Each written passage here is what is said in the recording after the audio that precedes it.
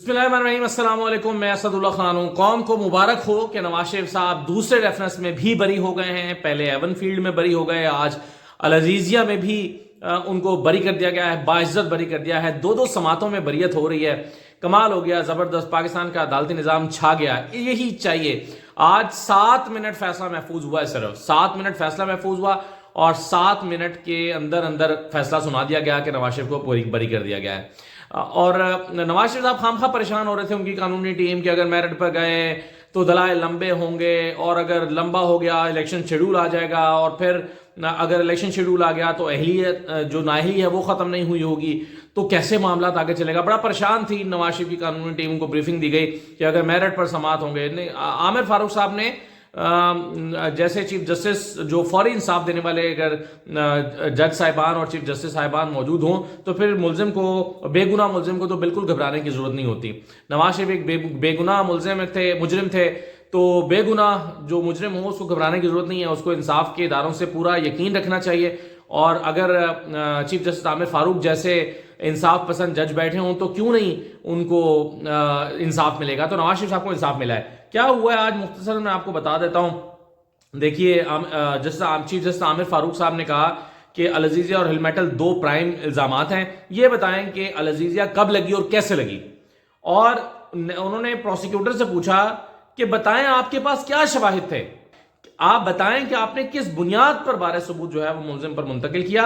कानून को छोड़ें, कानून हमने पढ़े हुए हैं, आप सीधा मुद्दे पर आए। चीफ जस्टिस जो है उन्होंने नैब के वकील से कहा। फिर उन्होंने कहा कि हम इस केस को मेरिट पर सुनकर फैसला करेंगे। चीफ जस्टिस आमिर फारूक साहब ने कहा, यानी कहा जा रहा था ना कि जिसको रिमांड बैक कर दें, वापस नैब कोर्ट के पास भेज दें। उन्होंने कहा नहीं, मेरिट पर सुनकर फैसला करेंगे। आप मेरिट पर दलाइल में कितना वक्त लेंगे? चीफ जस्टिस आमिर फारूक ने नैब प्रोसिक्यूटर से पूछा। उसने कहा जी मैं आधा घंटा लूंगा, आधे पौने घंटे में दलाइल मुकम्मल कर लूंगा। तो चीफ जस्टिस ने कहा कि ठीक है, आप अपने पौने घंटे में दलाइल मुकम्मल करें, हम आपको सुन रहे हैं। उन्होंने कहा कि जी अपील का, चीफ जस्टिस ने कहा कि अपील सुनने का यही मकसद होता है कि जो फैसला दिया गया है उसके लिए शवाहिद भी मौजूद थे या नहीं, फैसला दे दिया गया, शवाहिद थे भी या नहीं थे। अच्छा, फिर नवाज शरीफ साहब नैब प्रोसिक्यूटर जो है उन्होंने अपने दलाइल दिए। उन्होंने कहा कि नवाज शरीफ के बेटों के पास इतने जराए नहीं थे कि वो मिले लगाएं। तो आमिर फारूक साहब ने कहा कि तो ये बताएं कि नवाज शरीफ का ताल्लुक कैसे बनता है इससे। तो प्रोसिक्यूटर ने कहा कि भाई यही ताल्लुक बनता है कि उनके बेटों के पास जराए थे नहीं, तो जाहिर है बेटों के पास जब जराए नहीं थे तो नवाज शरीफ साहब ही के वो पैसे होंगे क्योंकि उनके बेटे उनके डिपेंडेंट थे। तो इस पर चीफ जस्टिस आमिर फारूक साहब ने कहा कि मफरूजे पर तो बात नहीं हो सकती, ये बताएं कि नवाज शरीफ ने कैसे करप्शन और करप्ट प्रैक्टिस से पैसा बाहर भेजा।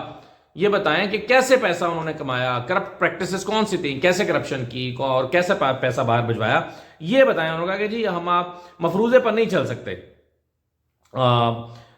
आमिर फारूक साहब ने कहा कि स्टार गवाह वाजिद ज़िया कह चुका है कि इसका कोई सबूत नहीं है। ये बात भी सामने है कि मियां मोहम्मद शरीफ का कारोबार था।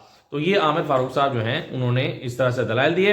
दिलचस्प बात इसमें यह रही कि आमिर फारूक साहब ने यह भी कहा कि जितने भी दस्तावेजात आपने दिखाई हैं वो फोटो कॉपीज हैं और बतौर शहादत पेश नहीं की जा सकती।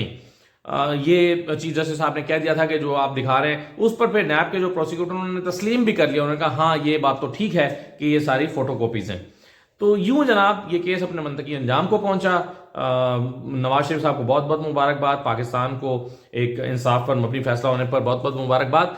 हम तवक्को रखते हैं कि चीफ जस्टिस आमिर फारूक साहब चूंकि एक इंसाफ पसंद जज हैं और उन्होंने साबित भी किया है आज के मुजरिम को एक मिनट भी ताख़ीर नहीं होनी चाहिए इंसाफ की फराहमी में। अगर फैसला महफूज हुआ तो 7 मिनट के अंदर उन्होंने फैसला सुना दिया।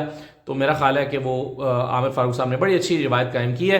बाकी जजेस भी उनके नक्शे कदम पर चलते हुए बाकी तमाम केसेस में भी ऐसे ही करेंगे और फैसले सुनाएंगे। एक और भी केस जो है वो हुमायूं दिलावर साहब का, ऐसे ही मैंने सोचा कि चीफ जस्टिस आमिर फारूक साहब को याद दिला दूँ, हो सकता है उनके जहन से निकल गया हो। हुमायूं दिलावर साहब ने जो फैसला दिया था उसमें इमरान खान को हक समात नहीं दिया गया था। तो उस पर तहरीक इंसाफ ने, इमरान खान ने एक दरख्वास्त डाली थी इस्लामाबाद हाई कोर्ट में कि जी हमें हक समात नहीं दिया गया, उसमें हुमायूं दिलावर की कोर्ट में हमें सुना ही नहीं गया, हमारे गवाहों को नहीं सुना गया, वकील को नहीं सुना गया। तो वो एक दरख्वास्त जो है वो पेंडिंग है अभी तक। मैं डरते डरते गुजारिश कर रहा हूँ वो समात नहीं हुई उसकी, तो चीफ जस्टिस साहब अगर उसकी भी समात कर लें तो अच्छा हो जाएगा ज़रा। اس وقت بھی وہ کافی تحریک انصاف کہتی رہی کہ جی ہمیں ہماری درخواست سن لیں، اسلام آباد ہائی کورٹ میں ہم نے دی ہے. ادھر فیصلہ آ گیا ہمایوں دلاور کا، لیکن اسلام آباد ہائی کورٹ میں سماعت جو ہے وہ اس کی نہیں ہو سکی تھی. تو چلیں اچھی بات ہے، کچھ اچھی خبریں آ رہی ہیں عدالتوں سے کہ عدالتیں مجرموں کو انصاف دے رہی ہیں، ملزموں کو. اب تو خیر اب تو نہ مجرم رہے نہ ملزم رہے. اچھا جناب، ایک اور کیس آج سپریم کورٹ میں لگا تھا، بڑا امپورٹنٹ کیس تھا، اور یہ جو کیس ہے یہ تھا بھٹو صاحب کا عدالتی قتل، ذوالفقار علی بھٹو کا عدالتی قتل. اس پر جو ہے وہ میں آپ کو تھوڑا سا پہلے بیک گراؤنڈ بتا دوں کہ ایک ہوتا ہے آرٹیکل 186. آرٹیکل 186 کے مطابق صدر مملکت کسی بھی وقت اگر یہ سمجھیں کہ کسی عوامی ایشو جو ہے یا عوامی اہمیت کا حامل کو مسئلہ ہے تو یا سوال ہے تو اس کو سپریم کورٹ میں ریفر کر سکتے ہیں کہ جی اس کا جواب آپ تلاش کر کے دیں. تو یہ 186 کے تحت جو ہے وہ ہو سکتا ہے. تو یہی ہوا تھا 12 سال پہلے 2011 میں. اس وقت کے جو صدر آصف زرداری ہیں انہوں نے ایک صدارتی ریفرنس بھیجا تھا اور انہوں نے ایک سوال نامہ سپریم کورٹ کے پاس بھیجا تھا کہ ان سوالوں کا جواب تلاش کر کے دیں. اور افتخار چودھری صاحب کا وہ زمانہ تھا. افتخار چودھری صاحب کے زمانے میں اس وقت 5 سماعتیں ہوئی تھیں، لیکن افتخار چودھری کے بعد 8 چیف جسٹس صاحبان آئے، کبھی اس پر دوبارہ بینچ نہیں بنا اور کبھی سماعت نہیں ہوئی. اب اس کو کھولا ہے چیف جسٹس قاضی فیصل صاحب نے، اور وہ بھی چاہتے ہیں میرا خیال ہے کہ ضیاء الحق کی لاش کو جو ہے وہ قبر سے نکال کے لٹکایا جائے، ضیاء الحق سے حساب برابر کیا جائے. تو بہرحال دوبارہ لگ گیا ہے، اچھی بات ہے، اس کی سماعت بھی شروع ہو گئی ہے. لیکن اس میں جو 5 اہم سوال تھے جو آصف علی زرداری نے اس وقت 2011 میں اٹھائے تھے، 5 اہم سوال، وہ سوال یہ تھے کہ ٹرائل آئین میں درج بنیادی انسانی حقوق کے مطابق تھا. جو ذوالفقار علی بھٹو کا ٹرائل ہوا تھا کیا وہ بنیادی انسانی حقوق کے مطابق تھا؟ دوسرا سوال تھا کہ کیا یہ فیصلہ عدالتی نظیر کے طور پر سپریم کورٹ اور تمام ہائی کورٹس میں لاگو ہوگا؟ اگر نہیں تو اس فیصلے کے نتائج کیا ہوں گے؟ تیسرا سوال تھا کہ سزائے موت سنانا منصفانہ فیصلہ تھا اور فیصلہ جانبدارانہ تو نہیں تھا. چوتھا سوال یہ تھا کہ سزائے موت قرآنی احکامات کے مطابق درست ہے، کیا سزائے موت دی جا سکتی ہے قرآنی احکامات کے مطابق؟ اور 5واں سوال یہ تھا کہ فراہم کردہ ثبوت اور شہادتیں سزا سنانے کے لیے کافی تھیں. یہ میرا خیال ہے تیسرا اور 5واں سوال بڑا امپورٹنٹ، یا اسی کے لیے باقی سوال ڈالے گئے ہیں. تیسرا سوال کہ سزائے موت سنانا منصفانہ فیصلہ تھا، یعنی کیا سپریم کورٹ نے صحیح فیصلہ کیا یا نہیں. یہ سوال ہے کہ اس وقت ذوالفقار علی بھٹو کو سزائے موت دینے کا فیصلہ سپریم کورٹ نے جو کیا تھا وہ صحیح کیا تھا یا غلط کیا تھا. اس پر آج منصور علی شاہ صاحب نے بڑے اہم جسٹس منصور علی شاہ نے بڑے اہم ریمارکس دیے ہیں. وہ کہتے ہیں کہ جی پھانسی کا فیصلہ جو ہے وہ سپریم کورٹ نے برقرار رکھا، یعنی سپریم کورٹ نے ایک فیصلہ دیا، پھر اپیل لگی، سپریم کورٹ نے وہ فیصلہ برقرار رکھا، نظر ثانی کی اپیل بھی مسترد ہو گئی، عدالت کا فیصلہ حتمی ہے. تو ہم ایک فیصلہ جو حتمی ہے اس فیصلے کو بدل تو نہیں سکتے. فیصلہ سپریم کورٹ نے دیا ہوا ہے، اس فیصلے کو بدلا نہیں جا سکتا. اور اگر اس طرح ہو کہ ایک فیصلہ دیا جا چکا ہو، اپیل بھی ہو گئی ہو، اپیل بھی مسترد ہو گئی ہو، تو پھر اس طرح تو ہر سائل چاہے گا کہ اس کا فیصلہ پھر سے عدالتیں سنیں. یعنی سماعت ہو گئی، اس کی نظر ثانی بھی ہو گئی، جتنے مراحل تھے وہ مکمل ہو گئے، رحم کے اپیل بھی صدر نے خارج کر دی، سب کچھ ہو گیا. تو اس طرح تو ہر سائل کہے گا کہ یہ سارا کچھ ہونے کے بعد بھی عدالت دوبارہ بینچ بنائے اور دوبارہ سنیں. تو یہ سوال منصور علی شاہ صاحب نے آج اٹھایا. بہرحال عدالت نے اپنی معاونت کے لیے 9 معاونین کو مقرر کیا ہے اور اگلے مہینے جنوری کے دوسرے ہفتے تک کے لیے سماعت کو ملتوی کر دیا ہے. یہ آج اس میں کارروائی ہوئی ہے. اچھا، تیسری بات یہ ہے کہ آج کل توہین الیکشن کمیشن کا کیس بھی سنا جائے گا.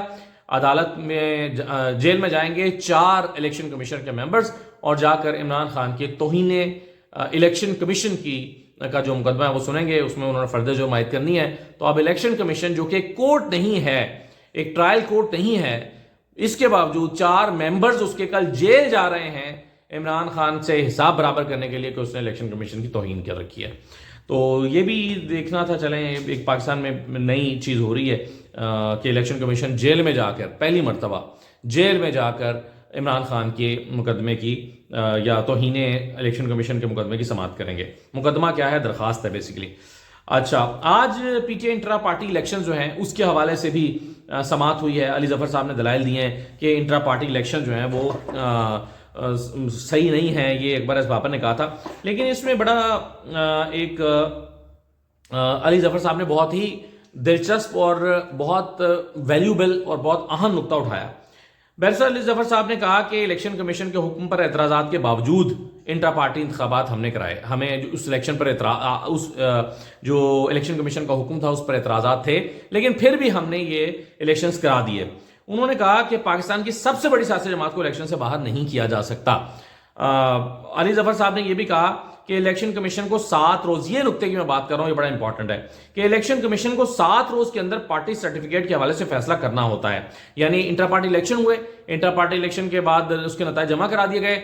जब इलेक्शन कमीशन में नताइज पार्टी ने जमा करा दिए तो अब इलेक्शन कमीशन ने 7 दिन के अंदर अंदर सर्टिफिकेट जारी करना होता है कि जी ये ठीक है, आपके इलेक्शन के नताइज मौसूल हो गए और ये आपका सर्टिफिकेट है और ये आपके चेयरमैन है और ये आपके वाइस चेयरमैन है और ये बाकी लोग हैं और ये रईस सदूर है। तो उन्होंने कहा कि 7 दिन के अंदर फैसला करना होता है। फिर अली जफर साहब ने कहा कि आज 7 रोज मुकम्मल हो चुके हैं, इलेक्शन कमीशन सर्टिफिकेट मजीद नहीं रोक सकता। 7 दिन मुकम्मल हो गए हैं, अब कानून के मुताबिक तो 7 दिन में होना चाहिए। तो इलेक्शन कमीशन हमें सर्टिफिकेट फौरी जारी करे। उस पर चीफ इलेक्शन कमिश्नर ने बड़ा मजे का जवाब दिया। उन्होंने कहा कि हमें आप यानी वक्त का पाबंद कर रहे हैं कि हम 7 दिन के अंदर करें, तो आपने कौन सा 5 साल में इलेक्शन करा लिए? तो उन्होंने कहा जब आपने वक्त की पाबंदी नहीं की तो हमें आप वक्त की पाबंदी का दर्ज क्यों दे रहे हैं? तो ये आर्गूमेंट था, ये जनाब उनकी दलील है चीफ इलेक्शन कमिश्नर की। तो बैरिस्टर अली जफर ने कहा कि इलेक्शन कमीशन अदालत की तरह इस केस को नहीं सुन सकता, इस केस में इलेक्शन कमीशन का तशख़्ख़ुस खतरे में है। तो अली जफर साहब ने आज अच्छे दलाइल दिए। आप देखें इस पर इलेक्शन कमीशन ने, खैर ये नुकता जो कि मान लिया जाना चाहिए था कि भाई 7 दिन के अंदर अंदर करना चाहिए तो करना चाहिए।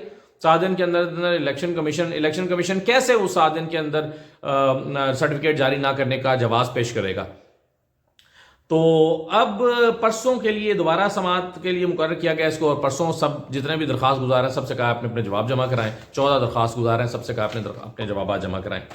तो ये जनाब आज पाकिस्तान की अदालतों में, इलेक्शन कमीशन में ये कुछ हुआ है। इजाज़त दीजिए, अल्लाह हाफिज़।